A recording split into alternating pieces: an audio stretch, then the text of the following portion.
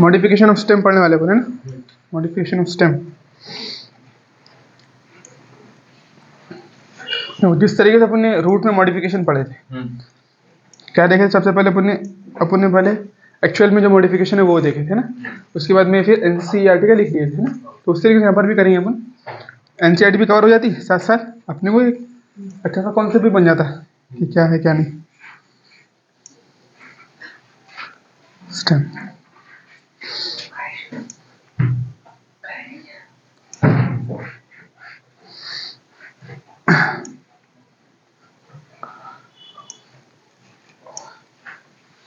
चलो देखो, स्टेम में अपन ने कल कुछ चीजें पढ़े थे, क्या क्या पढ़े थे बोलो। स्टेम अराइज कहाँ से होती है, तो प्लीम्यूल से। स्टेम तो पूरा स्टेम जो रहता है मेन स्टेम, वो कहाँ से अराइज होगा, प्लीम्यूल से। तो ये जो मेन एक्सिस रहती है, जिसको एक्सिस बोलते हैं मेन स्टेम को, तो यहाँ से ब्रांचेस है। तो फॉर एग्जांपल यह नोड रहती है ना, नोड इंटरनोड स्टेम का फीचर है ना। तो स्टेम पर क्या रहेंगी, नोड और इंटरनोड।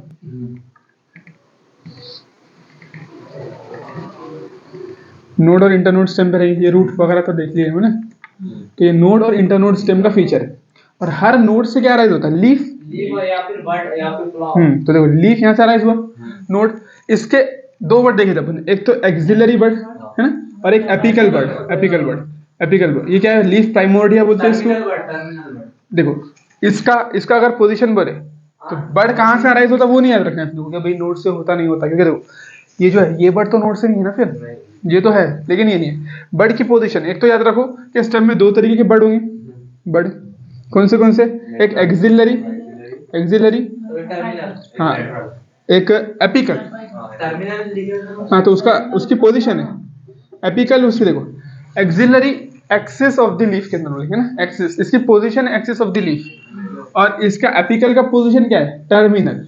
ये क्या है इसका, terminal is the position. Terminal क्या है बोलो, पोजीशन। एपिकल लीफ की पोजीशन, एपिकल बर्ड की पोजीशन टर्मिनल, और एक्सिलरी बर्ड की पोजीशन क्या बोले थे,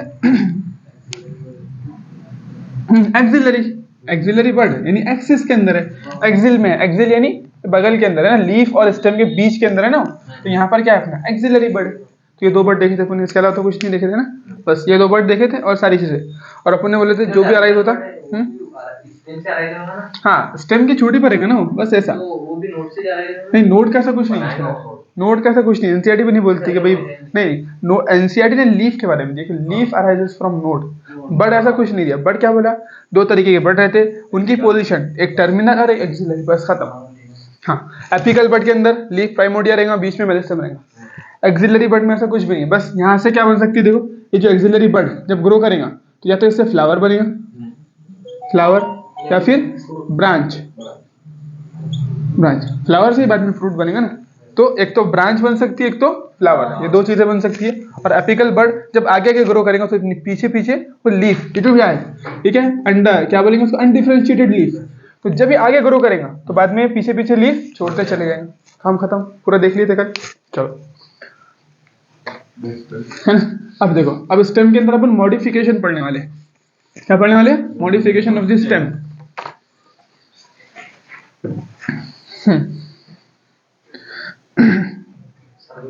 देखो स्टेम मॉडिफिकेशन में अपन मोटी मोटी बात करें तो स्टेम के कितनी तरीके की मॉडिफिकेशन है, तीन। स्टेम मॉडिफिकेशन में अगर तीन तरीके की मॉडिफिकेशन, देखो सबसे पहली कौन सी है, एरियल स्टेम मॉडिफिकेशन। एरियल से क्या समझे तुम, एरियल स्टेम मॉडिफिकेशन, इससे क्या समझे बोलो। एरियल सरफ, क्या समझे, सरफ नहीं है, एरियल सरफ नहीं है। सोचो क्या होगा इसका मतलब, एक एरियल एक सब एरियल। एक एरियल एक सब एरियल। तुम उधर मत देखो एनसीईआरटी में, एनसीईआरटी में देखने की जरूरत नहीं, इधर देखो बस, सब एरियल। वहां कुछ नहीं मिलेगा आपको ना। और एक अंडरग्राउंड, इस पर भी नोट इंटरनोड रहती है अंडरग्राउंड। देखो सुनो गौर से, ठीक है। अपन ने क्या बोले, स्टेम है, स्टेम जब भी मॉडिफाई होती है कौन से पर्पस के लिए, प्रोटेक्शन के लिए, स्टोरेज के लिए, और क्या बोले थे अपने, देखो हाँ फोटोसिंथेसिस के लिए। तो ये उसके पर्पस है। ये क्या है पर्पस, जैसे अपन ने बोले थे ना मोबाइल मॉडिफाई हुआ, फोटो भी ले रहा है और वीडियो कॉलिंग भी हो रही है, सारी चीजें हुई, तो ये मॉडिफिकेशन हो गया। मेन पर्पस क्या था, कॉलिंग। हाँ वेजिटेटिव प्रोपोगेशन की, ये सारी चीजें स्टेम के मॉडिफिकेशन है। तो सबसे पहले अगर हम पोजीशन के अकॉर्डिंग बात करें कि 3 तरीके की स्टेम हो सकती है। कितनी? 3।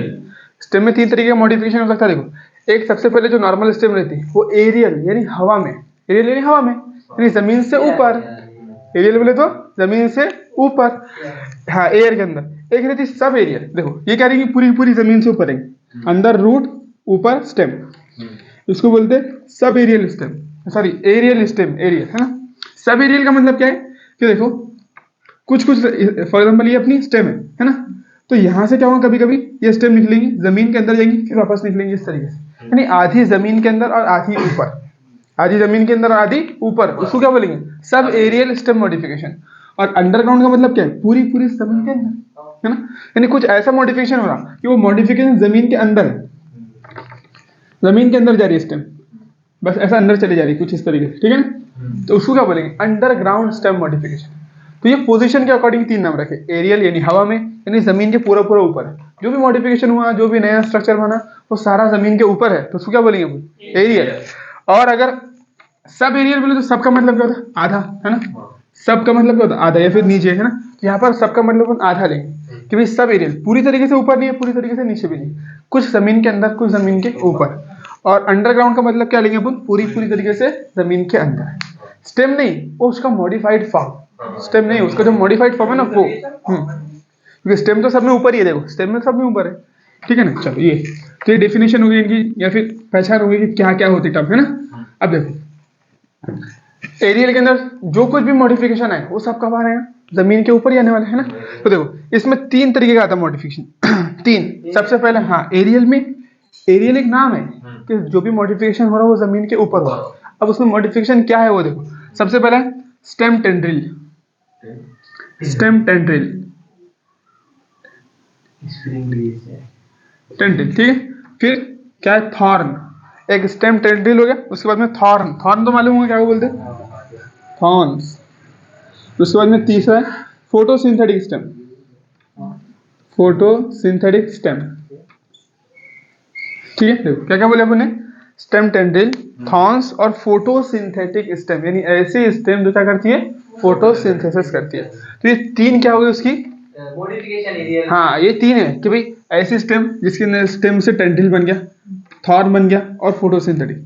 अब देखो स्टेम टेंड्रिल में क्या होता है यहाँ समझा रहा, ठीक है ना। देखो स्टेम टेंड्रिल में क्या होता है, ये स्टेम रहती है, ठीक है, ये नोड उसके ऊपर, ये क्या मौजूद है, नोड, यहाँ से लीफ अराइज हुआ, क्या हुआ बोलो, यहाँ से लीफ अराइज हुआ, और ये बड, ये कौन सी बड है बोलो, एक्सिलरी बड। तो एक्सिलरी बड से क्या बन सकता है बोलो, नहीं नहीं, एक्सिलरी बड से जनरली क्या बनता है, हाँ ब्रांच और फ्लावर, ब्रांच और फ्लावर, हाँ। तो ब्रांच क्या रहती है, स्टेम का पार्ट है। तो इसके यहाँ से ब्रांच बनने की जगह बेल में देखो तुमने इस तरीके से एक धागा लाइक स्ट्रक्चर बनता है, बस स्प्रिंग जैसा। तो अगर ये स्प्रिंग जैसा स्ट्रक्चर यहाँ से अराइज हुआ तो इसी को बोलते हैं टेंड्रिल। अब देखो बनना क्या चाहिए था, स्टेम, ब्रांच, बन क्या गया, टेंड्रिल, बन क्या गया, टेंड्रिल। तो इसका मतलब क्या है, मॉडिफिकेशन हुआ ना। अब ये ऐसे ही बन गया, कुछ ना कुछ काम है इसका। इस अपने मोबाइल में मॉडिफिकेशन हुआ, स्क्रीन आ गया अपना, फॉर एग्जांपल स्क्रीनशॉट का फंक्शन आया। अब स्क्रीनशॉट का फंक्शन काम का है, फजूल है, काम का है, इसलिए तो मॉडिफिकेशन बोलते हैं ना, फजूल है तो अपन बोलते हैं मॉडिफिकेशन हुआ नहीं है। तो यहाँ पर ये क्या काम करता, ये सपोर्ट प्रोवाइड करता, क्या करता, हाँ तुमने बेल देखे ना, बेल सारी की सारी इसी के भरोसे रहती है, इसके बगैर बेल टिकना मुश्किल है क्योंकि स्टेम बारीक रहती है। अगर वो ये स्ट्रक्चर नहीं हो उसमें टेंड्रिल तो कभी बेल एग्जिस्ट ही नहीं कर सकती। कैसे रहेंगी फिर, जमीन पे लेटेंगी, लीफ रह सकती है, उसको पकड़ के रखने के वास्ते, हाँ स्टैंड, ऊपर चढ़ने के लिए, ऊपर देखे ना तुमने, बेल हमेशा ऊपर ऊपर ग्रो करती रहती, तो किसकी मदद से ग्रो करती, ये टेंड्रिल क्या करती है, जो भी सपोर्टिंग स्ट्रक्चर है जो उसको पकड़ लेती, ऐसा ऐसा उसके ऊपर ग्रो कर जाती, तो मजबूती आ जाती उससे। खुद में मजबूती नहीं रहती, अगर उसको तुम ऐसा नॉर्मल ग्रो कराएंगे तो कभी ऐसा ग्रो नहीं कर पाएंगे तुमने, लेकिन उसको रस्सी भी बांध दिए तो रस्सी के सहारे से ऊपर चढ़ जाएंगे। समझ पा रहे बात। तो उसने क्या करा, एक फंक्शनल सपोर्ट दे दिया, क्या करा, सपोर्ट का काम हो गया है ना यहाँ पर। तो अपन ने बोल दिया सपोर्ट के लिए स्टेम टेंड्रिल। उसके बाद में थॉर्न, थॉर्न का फंक्शन क्या होगा, देखो काटे, काटे तो है ही है, लेकिन कैसे काटे मालूम, ये भी क्या होगी, अगर ये स्टेम का मॉडिफिकेशन है तो ये भी यहाँ से, ये जो एक्सिलरी बर्ड था ना, हाँ तो अब स्टेम बनने के बजाय, ब्रांच बनने के बजाय यहाँ से कांटे बन जाएंगे। क्या बन जाएंगे? कांटे। यानी फॉर एग्जाम्पल ये लीफ है ना अपना, ऐसा, तो यहाँ से कांटा बन जाएगा ऐसे, ऐसे। तो ये कांटे क्या हो जाएंगे बोलो? ये कहलाएंगे थॉर्न। क्या कहलाएंगे? थॉर्न। तो थॉर्न्स कहाँ से अराइज होने को ना? एक्सिलरी बर्ड से। इधर उधर कहीं पर भी हो तो नहीं। अगर वो कांटे यहाँ से दिख रहे तुमको इंटरनोड से, तो वो थॉर्न्स नहीं कहलाते। जो गुलाब में रहते ना, वो कांटे अपन जिसको बोलते हैं, वो कांटे थॉर्न्स नहीं रहते। स्पाइन्स बोलते हैं उसको, स्पाइन्स, या फिर ऐसे कुछ तो भी नया नाम है उसका। थॉर्न्स नहीं हो, लेकिन थॉर्न किसको बोलेंगे अपन? जो स्टेम का मॉडिफिकेशन है, बिल्कुल, जो एक्सिलरी बर्ड से अराइज होंगे उसी को क्या बोलेंगे अपन? थॉर्न बोलेंगे। हाँ, क्या बोले? चलिए अपन एनसीईआरटी में पढ़ने वाले, नहीं टेंशन नहीं है इसका, बस तुम उसके एग्जांपल याद रखना। ये थॉर्न की कहाँ से आएगा तो वो कम पूछेगा, तुमको पूछेगा कि थॉर्न जिसमें आएगा उसका एग्जांपल बता। ठीक है, अपन अभी टर्म समझ रहे पहले, फिर देखो फोटोसिंथेटिक स्टेम। फोटोसिंथेटिक स्टेम यानी, हाँ, जनरली क्या होता? फोटोसिंथेसिस कौन करता? लीफ करता। कोई भी झाड़ ले लो तुम, फोटोसिंथेसिस कौन करता? लीफ करता। लेकिन कैक्टस जो मालूम है तुमको, कैक्टस, कैक्टस और ओपनशिया, उसमें क्या होता? अब वो रेगिस्तान में रहता है। अगर लीफ को फोटोसिंथेसिस करने लगा तो लीफ फोटोसिंथेसिस कम करता है, पानी का नुकसान ज्यादा करता है। बिल्कुल, यानी जितना अगर 100% वो पानी लेता है, 100%, तो उसमें से 99% पानी क्या करता? उड़ाता है। इंस्पिरेशन, सॉरी, ट्रांसपिरेशन के जरिए ना उड़ा देता पूरा। और 1% पानी यूज करता फोटोसिंथेसिस में, खाना बनाने में। अब इतना पानी का वेस्ट करेगा तो अपनी बर्दाश्त होंगे क्या? पहले ही डेजर्ट पे है, पहले वहां पर पानी कम है। अगर तुम इतना पानी वेस्ट करेंगे तो कभी काम नहीं जमने वाला। इसीलिए हम क्या करते, इसको, इसका पत्ता ही कट कर देते, पत्ते का पत्ता ही कट कर देते। तो क्या करते? स्टेम को मॉडिफाइड कर देते। क्या करने के लिए? फोटोसिंथेसिस। ये पूरी ग्रीन स्टेम हो जाती। पत्ते क्या करें? तो जो कांटे लाइक जो स्ट्रक्चर दिखता है ना अपने को, उसमें वो पत्ते रहते हैं उसमें। समझे बात? हाँ, जो कैक्टस में जो कांटे रहते हैं वो पत्ते रहते हैं, और जो हम ग्रीन स्ट्रक्चर देखते हैं वो क्या रहते हैं? उसकी स्टेम रहती है। ये बात समझे तुम? चलो ठीक है। तो ऐसा ही होगा फोटोसिंथेटिक स्टेम भी। कौन सा? फोटोसिंथेसिस वाला। देखो क्या बोले अपने कि फोटोसिंथेटिक स्टेम, स्टेम मॉडिफाइड होगी फोटोसिंथेसिस करने के लिए। जनरली कौन फोटोसिंथेसिस करता? लीफ करता। लेकिन क्या वजह बनी? अपन कैक्टस में बात करें, कैक्टस जनरली कहाँ प्रेजेंट रहता? डेजर्ट के अंदर, है ना, डेजर्ट में, रेगिस्तान के अंदर। तो रेगिस्तान में किस चीज की कमी है? पानी की, है ना। अपने को शौक नहीं आया कि स्टेम को मॉडिफाई करके फोटोसिंथेसिस करने का। अपन पागल हो गए, लीफ छोड़ दो और स्टेम से मॉडिफिकेशन करो, फोटोसिंथेसिस करो। उसके दूसरे काम है ना, जो सपोर्ट प्रोवाइड करना, ब्रांचेस निकालना, वो कौन करेगा? लेकिन मजबूरी थी। क्यों? क्योंकि लीफ इतना ज्यादा पानी वेस्ट करते, 100% में से 99%।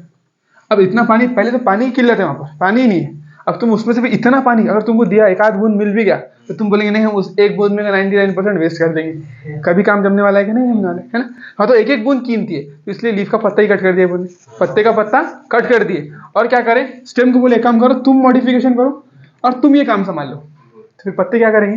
तो पत्ते कांटे के जैसे यहाँ प्रेजेंट रहते बस। जो अपने को यहाँ पर जो कांटे दिखते, अब ये थॉर्न नहीं है। अपने इंग्लिश वाले जो नॉर्मल, जब तक इंग्लिश की किताब पढ़े तो हर चीज को, गुलाब में भी, रोज में, हर चीज में थॉर्न चिपकाते। लेकिन साइंटिफिकली बेसिकली थॉर्न है क्या? नहीं है, ये तो लीफ है ना। तो क्या करेंगे? हाँ, तो ये अब लीफ ऐसे बन गए, तो अब ये काय को पानी एब्जॉर्ब करते हैं, काय को पानी लॉस करते। इनको मतलब ही नहीं है, जब इनका सरफेस ही तुमने कांटे जैसा बना दिए तो पानी लॉस करने का मतलब ही नहीं है। निडल शेप लीफ पड़े थे अपने किसमें? पाइनस में पड़े थे। वो भी उनका भी ऐसा शेप क्यों बनाए थे? क्योंकि पानी लॉस नहीं करना है ना। तो ये यहाँ पर वजह है। बिल्कुल रिड्यूस करेंगे, वाटर लॉस ही नहीं करेंगे ना। रिड्यूस तो छोड़ो, इसको अपन ने इतनी वही नहीं दिए कि तू वाटर ले करके और लॉस कर। अब जब तू कुछ कर ही नहीं रहा तो खामोशी से प्रेजेंट हो तुम। इसका अगर तुम इसको देखें ना तो गौर से, तो ये हरे भी नहीं रहते वहां पर। वो कांटे है तो हरे भी नहीं दिखते इतने। क्यों? क्योंकि उसकी जरूरत ही नहीं ना कुछ। और जब फोटोसिंथेसिस नहीं कर रहा तो क्यों पानी देंगे? क्यों? हाँ, सब ये कर रहा। तुमने ये देखना, तो ये ग्रीन भी रहेंगी, फ्लैशी भी रहेंगी थोड़ी सी, है ना। हाँ, और उसके साथ साथ ये हरी भी रहेंगी, ग्रीन भी रहेंगी। इसका मतलब वो फोटोसिंथेसिस करती है। चलो आई बात समझ?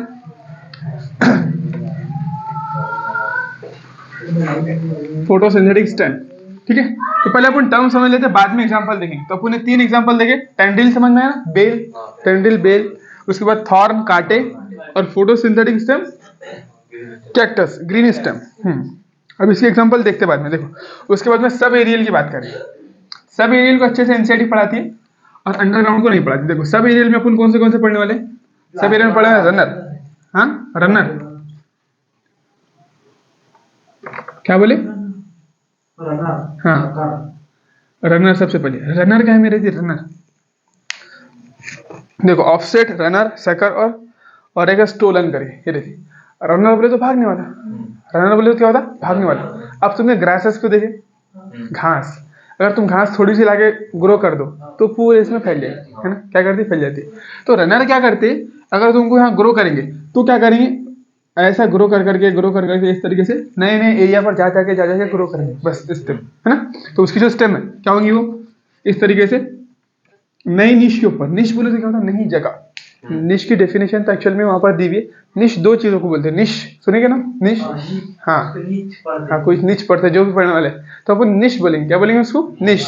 तो निश का मतलब दो होता है, एक तो वो जगह, नई जगह को भी बोल सकते हैं अपन, लेकिन जगह के साथ साथ वहां पर उसका इकोनॉमी के अंदर या फिर इकोलॉजी के अंदर इम्पोर्टेंस, इकोलॉजिकल इम्पोर्टेंस, यानी वो कौन सी चीजों का इस्तेमाल करता है, यानी एक ऑर्गेनिज्म की हैसियत बोल सकते हैं अपन।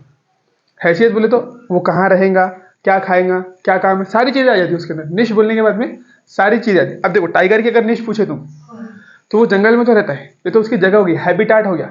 लेकिन निश उसके साथ साथ इकोलॉजी के अंदर वो कौन सी जगह पर है, वो घास खाता क्या? नहीं खाता। तो टाइगर की जब निश बताएंगे तो उसमें सारी चीजें आ जाएंगी, इनडायरेक्टली सारी चीजें, वो जहाँ रहता वो कौन सी चीजों को खाता और कौन सी चीजें वो बर्दाश्त करता है। टॉलरेंस, कि भाई अब उसको घास तो खा नहीं सकता, तो अगर फॉर एग्जाम्पल अगर हिरन वगैरह कम हो गए तो उसको बर्दाश्त करना पड़ेगा। शेर हालांकि गोश्त खाता लेकिन भूखा कितने दिन रहता है? हफ्ते में।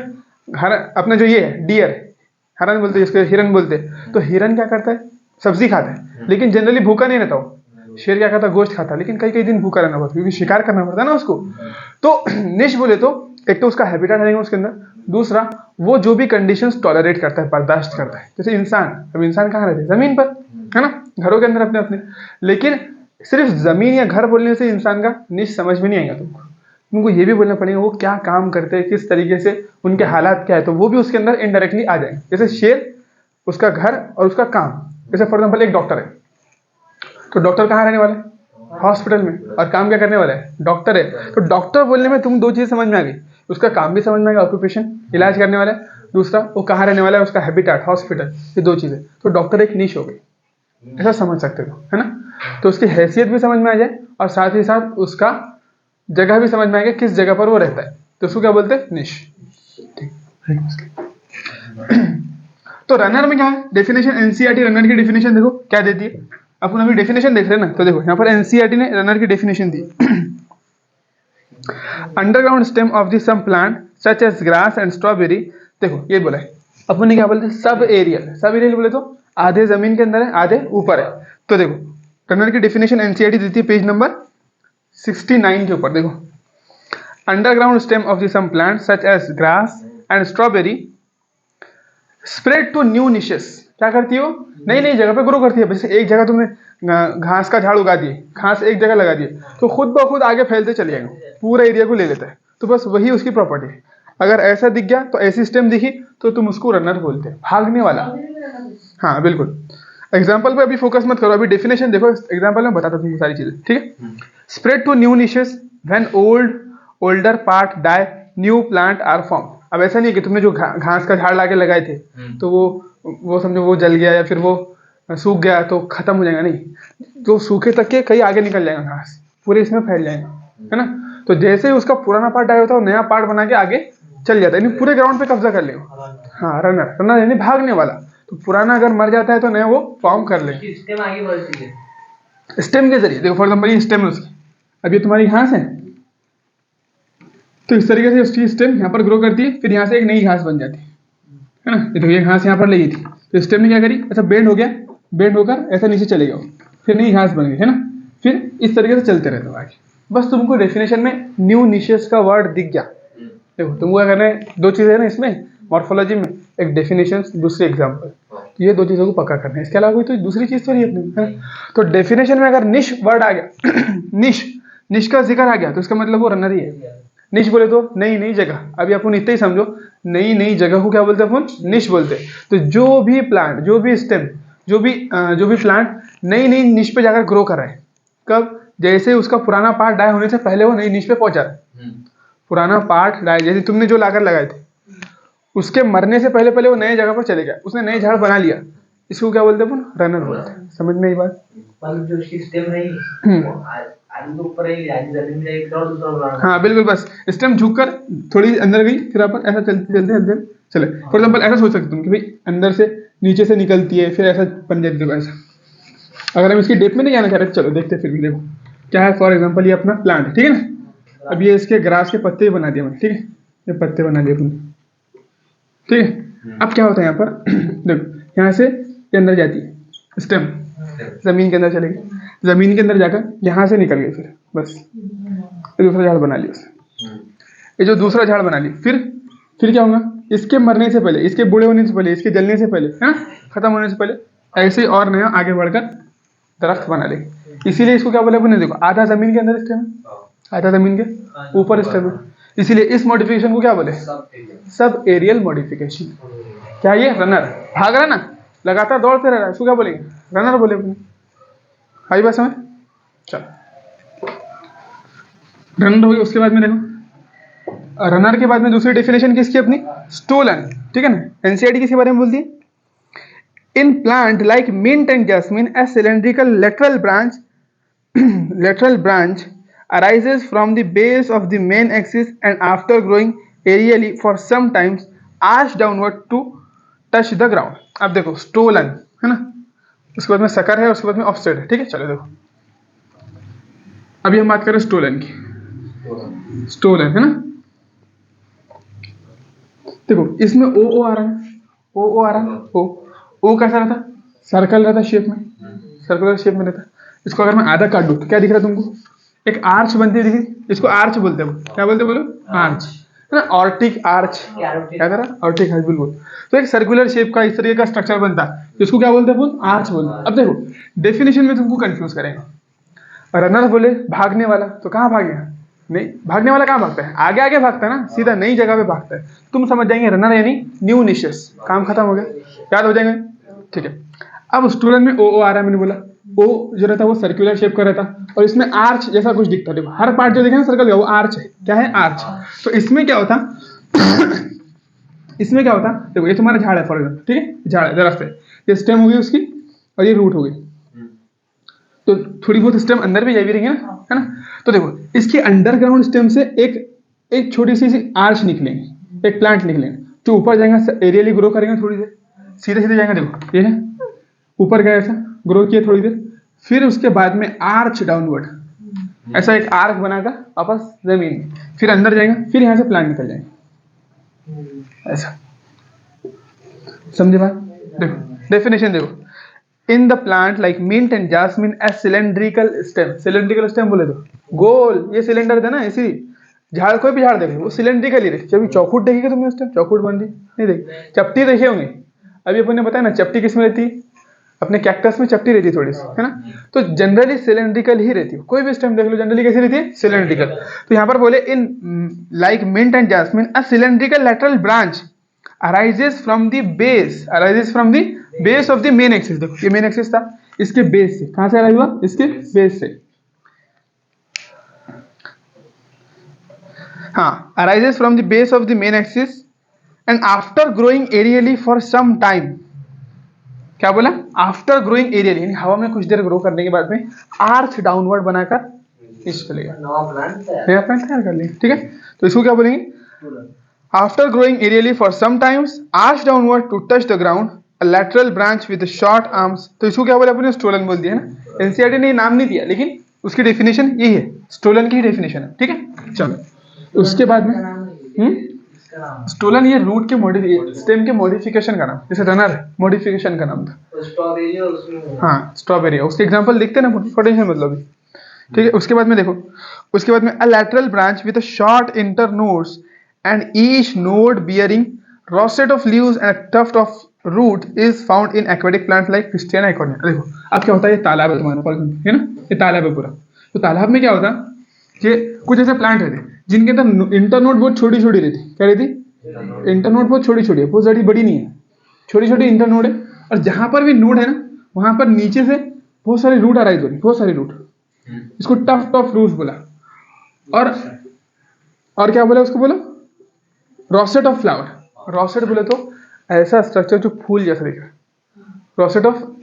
रॉसेट ऑफ लीफ, पत्तों ने कुछ ऐसा अरेंजमेंट बताया जो फूल जैसे दिख रहे। एक तो नॉर्मल पत्ते, अपने नॉर्मल पत्तों को देखकर कभी भी ऐसा फील आता है कि ये फूल है करके, नहीं, लेकिन इन पत्तों को देखकर ऐसा फील आएगा कि फूल है करके, हरे कलर के कुछ, हाँ बिल्कुल स्ट्रॉबेरी, यानी कुछ ऐसा फूल जैसा अरेंजमेंट बना लिया।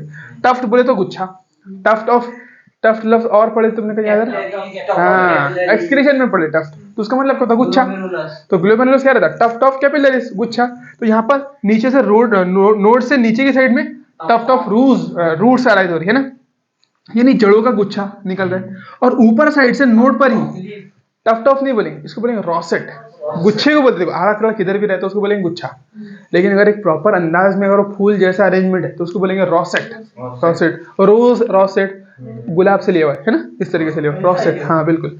तो रॉसेट ऑफ तुमको कंफ्यूज कर सकता है, टफ्ट ऑफ रूट के बजाय टफ्ट ऑफ लीफ बोल सकता है, रॉसेट ऑफ रूट बोल सकता है। तो यहाँ पर इसीलिए ये ऐसे पॉइंट पर एनसीईआरटी की लाइन बहुत मैटर करती है। अब तुमने यहाँ बोल दिए कि रॉसेट ऑफ रूट गुलाब के जैसे दिखती है नहीं, गलत है, पूरा स्टेटमेंट ही ऐसी की तैसी हो। हाँ, उसके पत्ते इतने खूबसूरत दिखेंगे जैसे कोई फूल है, उसको बोलेंगे rosette of leaf and tuft of root. और इंटरनोड कैसी है? छोटी छोटी, बहुत बड़ी बड़ी इंटरनोड नहीं है, यानी बहुत लंबी लंबी इंटरनोड नहीं है, छोटी छोटी इंटरनोड। छोटी छोटी इंटरनोड, नोड पर से नीचे से रूट का गुच्छा निकल रहा है और रॉसेट ऑफ लीफ निकल रहा है। आई बात समझ? देखो अब एग्जाम, वो देखो लाइन, अ लैटरल ब्रांच, लैटरल ब्रांच बोले तो ऐसी आड़ी, ऐसी खड़ी नहीं ग्रो करेंगे कभी, ऐसा ऊपर नहीं जाएगा, क्या ऐसा जाएगा, हाँ हॉरिजॉन्टल। अब तालाब पर कैसा ग्रो करेंगे? ऐसा ग्रो कर सकते हैं, ऐसा ग्रो करेंगे, है ना। तो बहुत सारे तुमने बेल देखे, झाड़ देखे तालाब पर ऐसे जाते ग्रो कर, तो वही है, ठीक है ना। अब ये तुमने देखेगा नहीं, ये नहीं बोल सकते, है ना, लेकिन तुम जनरली हॉरिजॉन्टली ग्रो करिंग प्लांट्स देखते हो बहुत सारे, ठीक है ना। तो a lateral branch with short internode and each node bearing a rosette of leaf and tuft of root is found in aquatic plant like Pistia and आइकोनिया। उसी को क्या बोलते हैं अपन? इसको बोलते हैं अपन ऑफसेट। क्या बोलते हैं इसको? बोलो ऑफसेट। नहीं, कमल इसके एग्जांपल नहीं है, पिस्टिया आइकोनिया इसके एग्जांपल। देखो तो अपन एग्जांपल देखते हैं सारे, ऑफसेट बोलते हैं इसको, ऑफसेट, ठीक है। ठीक है, अब एक लास्ट बचा सकर। क्या बचा? सकर।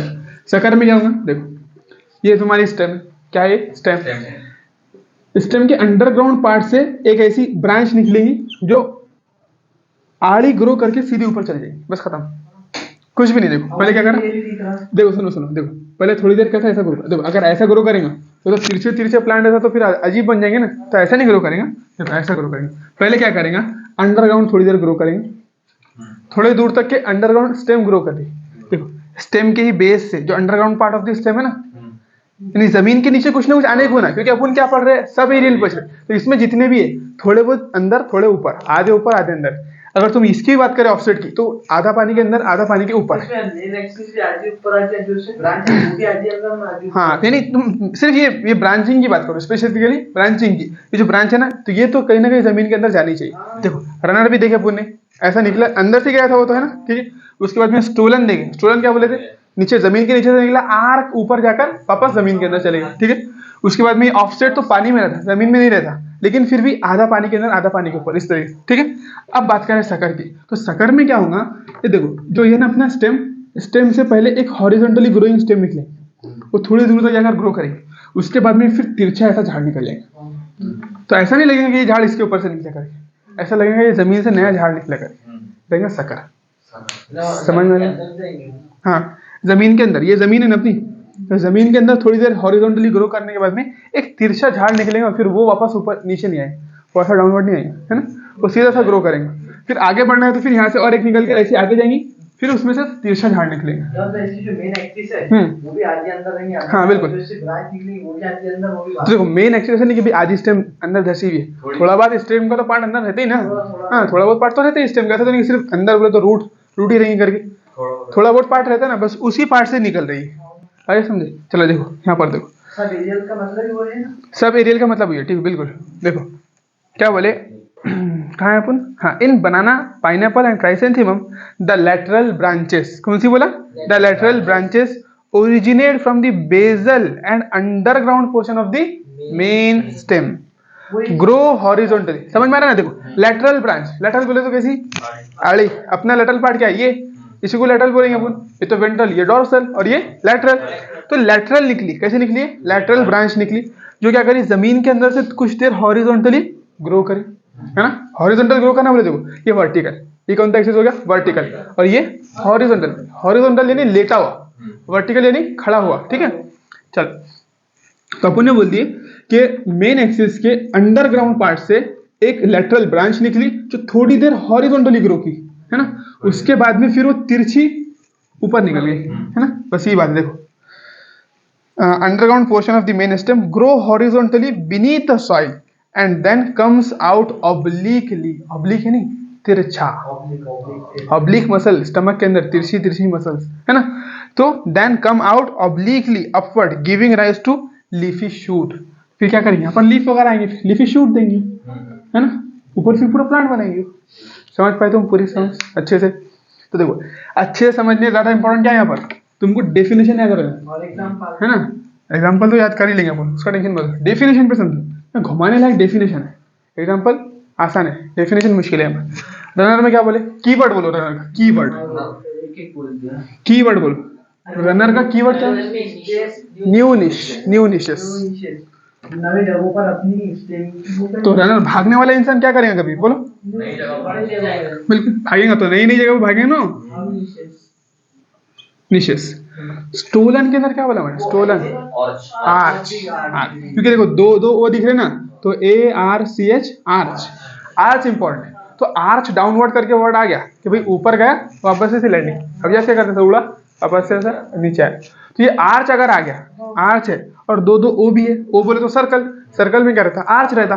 तो अगर स्टेटमेंट में कहीं पर भी आर्च डाउनवर्ड का ऑप्शन आया कि थोड़ी देर ऊपर जाने के बाद में आर्च डाउनवर्ड नीचे आया वो, तो इसका मतलब यही है फिर स्टोलन, ठीक है? ऑफसेट के अंदर क्या करेंगे? ऑफसेट तो बोलने नहीं पड़ा, तो हमेशा भूलते ही नहीं हो, सबसे अलग ही नहीं है, क्योंकि पानी में ग्रो करा। उसके बाद अगर तुमको ऐसा बोल दिया रोसेट ऑफ लीफ, टफ्ट बोले तो गुच्छा, टफ्ट बोले तो गुच्छा, किसका गुच्छा? रूट का। और रोसेट क्या बोलते हैं? तो देखो लीफ का भी गुच्छा ही है, लेकिन इस तरीके से अरेंज जैसे फ्लावर जैसा, हाँ फूल जैसा। बिल्कुल नोट से। तो इसमें कौन से 3 पॉइंट? सबसे पहला पॉइंट लिखेंगे शॉर्ट इंटर नोड, है ना? Short inter node, inter node, ठीक है? फिर क्या बोले? नोड से 2 चीजें अरेंज हुई, एक है tuft of root, rosette of leaf, बस। देखो शॉर्ट इंटर नोड, नोड से टफ्ट ऑफ रूट और रोसेट ऑफ लीफ अरेंज हुआ, खत्म हो गई डेफिनेशन। अब देखो सकर का क्या है? सकर, हाँ बिल्कुल बिल्कुल। अगर तुमने 3 डेफिनेशन अच्छे से याद रख लिए तो एक आध तो याद रख सकते हैं ना, एक आध के डेफिनेशन तुम्हारे दिमाग में वो क्लियर हुआ इमेज कैसा ऑब्लिकली जाने के बाद ऐसे, बिल्कुल। तो देखो सकर में क्या है? वही है कि भाई यहाँ पर हॉरिजॉन्टल जो अपनी जो मेन एक्सिस थी उससे एक ऑब्लिक, एक लैटरल ब्रांच निकली। क्या निकली? Lateral branch. वो लैटरल ब्रांच थोड़ी देर जमीन के अंदर ही हॉरिजॉन्टली ग्रो करी, लेट लेट कर ऐसा ग्रो करी, थोड़ी देर तक गई ऐसे। उसके बाद में फिर वो ऑब्लिकली जमीन से ऊपर आ गई, लीफी शूट बना रही, ऊपर आ गई, खत्म बस। तो क्या हो गया अपना सकर बोल सकते हो, ठीक है? सकर का काम कैसा है? वो नीचे नहीं आएगा, बस ऊपर जाएंगे, है ना? ऊपर ही जाएंगे। ये देखो स्टोलन में सकर में अच्छे अक्सर बच्चे कंफ्यूज है, स्टोलन सकर। तो स्टोलन में आर्च बनेगा, आर्च बोले तो जमीन को वापस आएगा। सकर में क्या है? देखो ऐसा समझो, सकर में यू है, यू की मुंडी क्या है? हमेशा ऊपर है, यू पर ऊपर, तो हमेशा ऊपर ही जाएगा, नीचे आने का उसमें क्लास ही नहीं। हाँ, तो ग्राउंड को टच करने का क्लास ही नहीं, एक मतलब ऊपर चलेगा ऑब्लिकली अपवर्ड, तो बस ऊपर चलेगा। इसमें ओ है, ओ में क्या है? ओ ऐसा है ना यार, ऐसा है ना पूरा आर्च, तो आर्च क्या करेंगे? जमीन को टच करेंगे वापस, ऐसा जाएंगे, तो बस ऐसा है। तो ये दोनों में फर्क है। डेफिनेशन क्लियर हो गई बढ़िया से? चलो अब उसके बाद में देखो, अब अंडरग्राउंड बचते हैं ना, ये सबसे इंपॉर्टेंट है इसके अंदर, क्योंकि एनसीईआरटी ने इसकी बाकायदा डेफिनेशन दी। ये तो बहुत सिंपल है, जो कभी भूलेंगे नहीं तुम। ये तुमने अगर डेफिनेशन याद कर ली तो काम हो गया। और इसके अपने को ये भी अपने सिंपल ही है। अंडरग्राउंड, अंडरग्राउंड तुमने क्या क्या देखे? थोड़ा कुछ याद है क्या ऐसा? अच्छा स्वीट पोटैटो हो गया अपना। स्वीट पोटैटो को क्या बोले? रूट का एडवेंटिशियस रूट बोले, तो वो तो यहाँ पर आने वाला नहीं है। अपन स्टेम की बात करें तो पोटैटो के बारे में तुमने सुने होंगे, पोटैटो मीठा आलू, आलू जो तुमने सुने, तो आलू क्या फ्रूट रहता है क्या? नहीं, आलू फ्रूट रहता है क्या? सीड रहता हूँ। टोमेटो क्या चले, टोमेटो क्या है? टमाटर खाते ना तुम, सब्जी है क्या फ्रूट है बोलो? वेजिटेबल है ना? वेजिटेबल है ना? हाँ क्या बोलते? वेजिटेबल, हाँ शायद फ्रूट है मेरे भाई, फ्रूट। टोमेटो? अब हाँ, तुमको मॉर्फोलॉजी पढ़ने के बाद समझ में आएगा। तुमने सब्जी की दुकान पे ली, इसका मतलब कि सब्जी होगी क्या? सब्जी जैसे साइंटिफिक में कुछ टर्म ही नहीं रहता है। सब्जी जैसी कोई चीज एग्जिस्ट ही नहीं करती, समझे बात? तुम बोलो, कभी अपन पढ़े यहाँ पर वेजिटेबल नाम का कोई चीज आए? कब से पढ़ रहे अपनी? क्या चीज पढ़े अपने? स्टेम पढ़े, रूट पढ़े, फ्लावर पढ़े, फ्रूट पढ़े, कहीं पर भी सब्जी कुछ पढ़े? वेजिटेबल, ये वेजिटेबल है ऐसा कुछ नहीं। हाँ वो पढ़े ना, तो सब्जी कुछ पढ़े क्या वेजिटेबल करके? नहीं। तो tomato is not a vegetable. ये बोले तक कि वेजिटेबल जैसा कुछ है ही नहीं। तुम मूली खाते, तुम उसको वेजिटेबल बोलते, लेकिन वो क्या है? रूट है ना। तुम स्वीट पोटैटो खाते, तुम उसको सब्जी बोल देंगे? नहीं, वो तो रूट है, एडवेंटिशियस रूट है। तुम गाजर खाते, वो क्या है? सब्जी है? कोई रूट है। तुम मेथी की भाजी खाते, वो क्या है? पत्ते है। तो फिर सब्जी कहीं का? दुकान पे मिलती सिर्फ, समझ में आ रही ना बात? ऐसा नहीं होगा। तो tomato is a fruit. Tomato क्या है? फ्रूट है, वो फ्रूट, क्योंकि वो फ्लावर से बनता है ना। ठीक है चलो, सब्जी देखो, अंडरग्राउंड में कहता कौन सा? देखो ट्यूबर है, अंडरग्राउंड। अंडरग्राउंड में सबसे पहले ट्यूबर आता है। क्या आता है बोला? Tuber. Tuber, potato tuber spindle disease कुछ आता ना? वहां पर पढ़े थे ना पोटैटो, बिल्कुल वायरस में, तो वहां से जुड़े हुआ था, तो वही याद रख लो। तो अपना जो ट्यूबर रहता है ना, वो तो पोटैटो भी बोलते हैं। उसकी जो आंखें निकलती है ऐसी, आलू में, आलू का झाड़ कैसा बनता है? ये जो आंख रहती है ना उसकी, बस कोम, तो इसे कोम फुटी, तो बस इसको ट्यूबर बोलते हैं, समझ? हाँ, ये वेजिटेटिव, तुमने आलू कैसे चकत्या काट के अगर गड़ा दिए ना, तो उससे निकल जाएंगे। तुम पूछ रहे थे ना वेजिटेटिव प्रोपोग्यूल क्या, ये है। अब आलू क्या है? एक स्टेम है। और कैसी स्टेम है? अंडरग्राउंड। हाँ, आलू एक स्टेम है। हाँ, बिल्कुल, क्योंकि स्टेम मॉडिफिकेशन में पढ़ रहे हैं ना अपन। तो आलू कोई फ्रूट नहीं है, कोई वेजिटेबल नहीं है, क्या है वो? एक स्टेम, कोई रूट भी नहीं है, क्या है वो? स्टेम है। स्टेम भी मॉडिफाइड स्टेम है। तो यानी उसमें खाना भी स्टोर होता, स्टोरेज ऑफ फूड है। दूसरी चीज को ट्यूबर इसलिए बोलते हैं क्योंकि अगर उसको अपन ऐसा काट काट के अगर जमीन में गाड़ देंगे, तो इससे नए झाड़ निकल जाएंगे।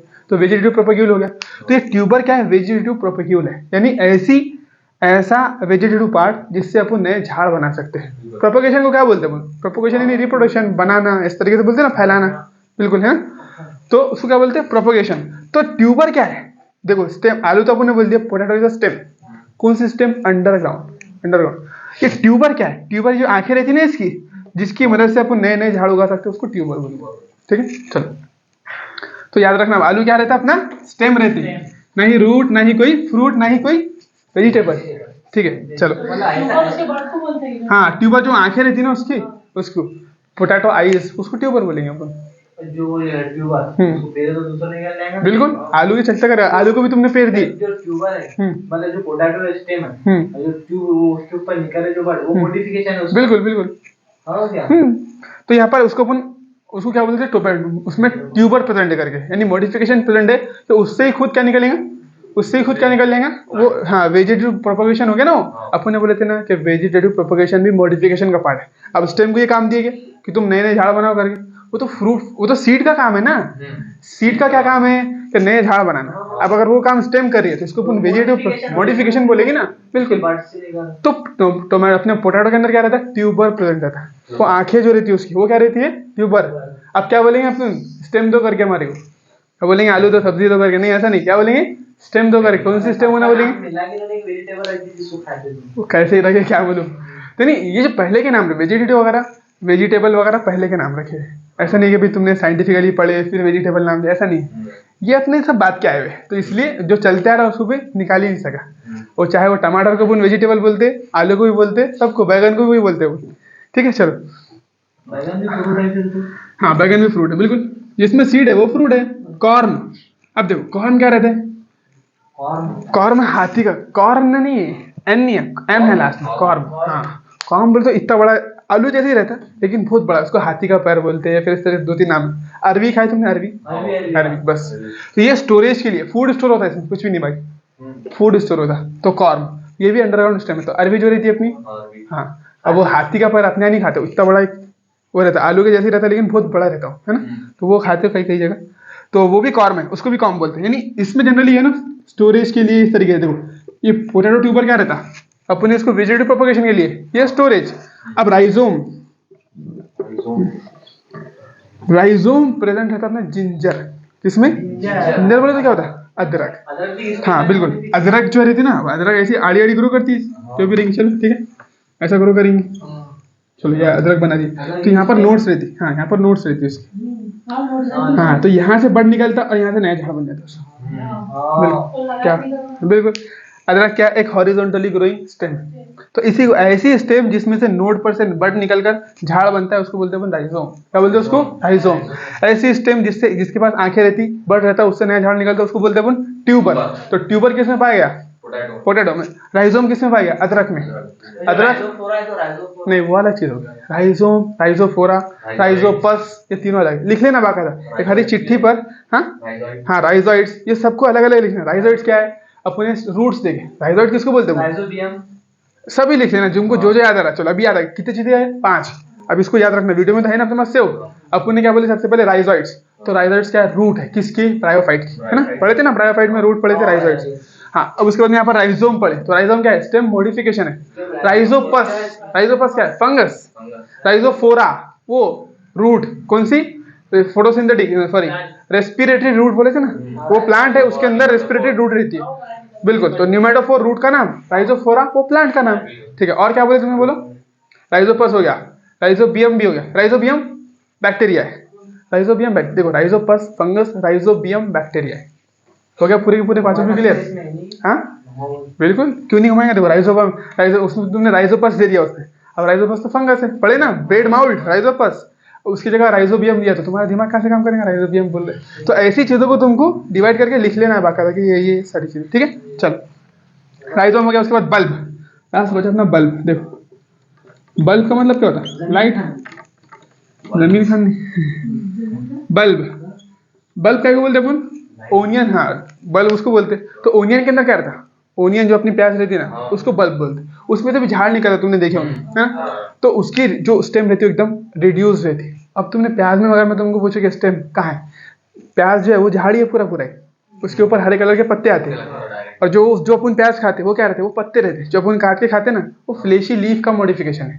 देखो पत्ते क्या रहते हैं? फोटोसिंथेसिस। लेकिन प्याज के जो पत्ते रहते हैं, वो पत्ते ही रहते हैं ना, पत्ती बोलते हैं उसको। हाँ, तो पत्तों में मॉडिफिकेशन है, तो वो क्यों फोटोसिंथेसिस नहीं करते? फिर वो क्या करते? वो फूड को स्टोर करते हैं। तो प्याज जो है ना, 2 तरीके का मॉडिफिकेशन है, एक यहाँ पर भी है, एक लीफ में भी है। तो वो लीफ का भी मॉडिफिकेशन है, स्टेम का भी। उसकी स्टेम कहाँ रहती है, ये बताओ मेरे को। प्याज भी खुद ही स्टेम है। हाँ, तो फिर पत्ते कहाँ हैं उसके? पत्ते ऊपर है, पत्ते ग्रीन कलर के। और लगता है स्टेम जैसा प्याज के पत्तों में कुछ कुछ लगना भी तो है नहीं। चलो अपन आलू बोलते, थोड़ा बहुत चलो फील आता है कि आलू स्टेम जैसा है ना, ये बोले। लेकिन प्याज में पत्ते स्टेम जैसा कहाँ पर फील आया? तो लास्ट में एक एंड रहता है, जिसको तुम पहले प्याज काटने से पहले काट के फेंकते, इसके ऊपर से रूट रहते, तो वो रिड्यूस्ड स्टेम रहती है, बस होती है, रूट रहती वो। बस बस वो। लेसन में देखो तुम, लेसन में थोड़ी स्टेम दिख जाएगी, ऐसी छोटी सी डंगाली जो आती है ना, ऐसी कड़क कड़, वो स्टेम रहती है लेसन में। बस, तो इतनी स्टेम रहती है किसमें? लेसन में। तो लेसन भी क्या है तुम्हारा, है ना? क्या बोलते हैं लेसन को अपन इंग्लिश में? Garlic. Garlic is also a modification of, नहीं, मॉडिफिकेशन स्टेम का भी है और लीफ का भी है। उसमें जो पत्ते रहते, जो लीफ रहते, जो अपन खाते ना लहसुन, वो क्या रहता? तो एक्चुअल में लीफ है, और लीफ ने सब काम धाम छोड़ के क्या करे? फूड को स्टोर कर लिए। क्या कर लिए? फूड। एकदम दिमाग तो पावर है, क्या क्या नवे नई बातें लगाया बोलेंगे जब कहा जाए। हाँ, ओवर हो गया क्या? चलो ठीक हो गया, बस अपना स्टेम मॉडिफिकेशन। कल एग्जांपल बाकी रहेगा, हम देख लेते हैं, ठीक है ना? तो बल्ब याद रखो ओनियन के अंदर है, राइजोम तो बोल दिया मैंने काय में, जिंजर, कॉर्म जमीन का अपनी अरवी, और ये ट्यूबर बोले तो पोटैटो। ठीक है, चलो देखते हैं अपन कल।